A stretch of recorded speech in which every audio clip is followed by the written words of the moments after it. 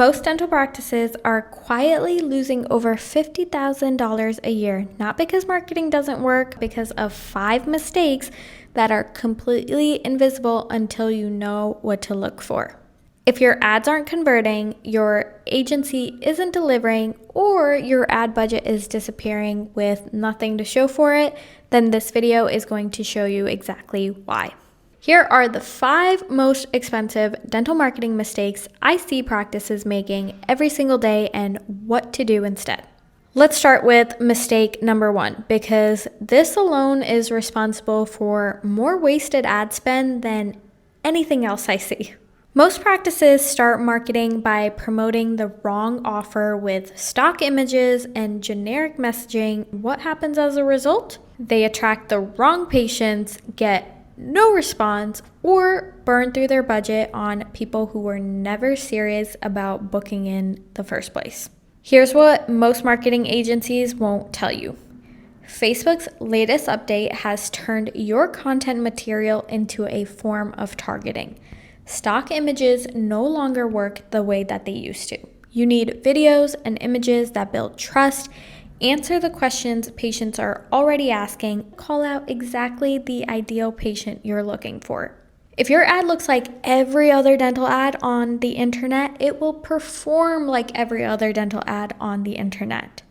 Before you run a single ad, get the offer, do a deep dive into your current patient base, go into Reddit communities in your area, find out what patients are exactly looking for, what questions they're asking, what fears they have, concerns, then build your offer and your creative around that specific person.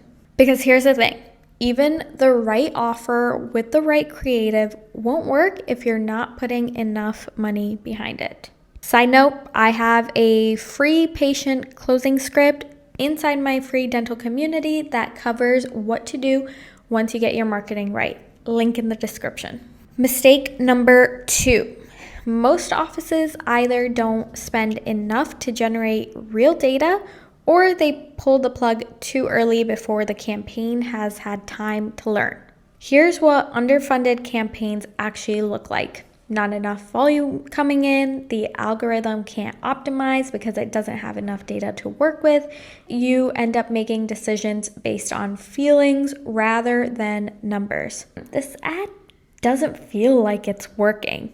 Is not a marketing strategy. You need to spend enough to get enough data to know what's actually working. You might be wondering, how much is enough? Enough to generate consistent lead volume over at least 30 days. Marketing is a data game. You cannot optimize what you cannot measure. If you're pulling campaigns after a few days because you haven't seen results, you're not giving the algorithm enough time to find the right people. Patience and budget are not opposites. The practices that win with paid ads are the ones that commit long enough to let the data tell them what to do next. Even well-funded campaigns leak money if you're giving up on your leads too early. Mistake number 3. Most practices finally get the offer right, start generating leads, and then call once, get no answer, and move on. That lead goes cold, that patient Googles another office, books somewhere else at the expense of your wasted ad spend. Here's what a proper lead follow-up system actually looks like. 7 touch points maximum, a combination of calls and texts. You stay persistent until you get a clear yes or a no. Not a maybe, not a voicemail, a definite answer. Because a lead that doesn't answer on the first call is not a dead lead. It's a lead that needs more than one attempt. There's a reason that this saying exists, that the fortune is in the follow-up. It's true in every industry. It's especially true in dentistry, where the treatments you're selling are high ticket prices. The patients need more than just one nudge to commit. Most practices quit right before the lead was about to convert. They run out of patients at touch point 2 or 3 and move on, while the practice down the street that called 5 times just booked a $25,000 full arch case. Don't leave money on the table because you were afraid of being persistent. Persistence with a system is not annoying, it's professional. Following up consistently means nothing if the campaign behind it is never being improved. The full patient follow-up sequence is inside my free dental community that we are building. Link is in the description.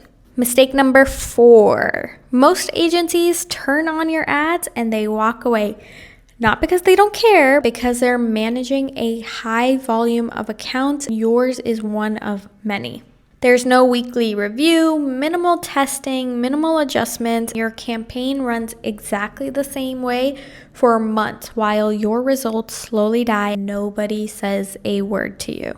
I hear this constantly from dentists who come to me after working with other people. Stale campaigns, no transparency in what's actually happening with their budget, no creativity. The same ad running for 4, 5, 6 months with declining results and a rep who only calls to renew the contract.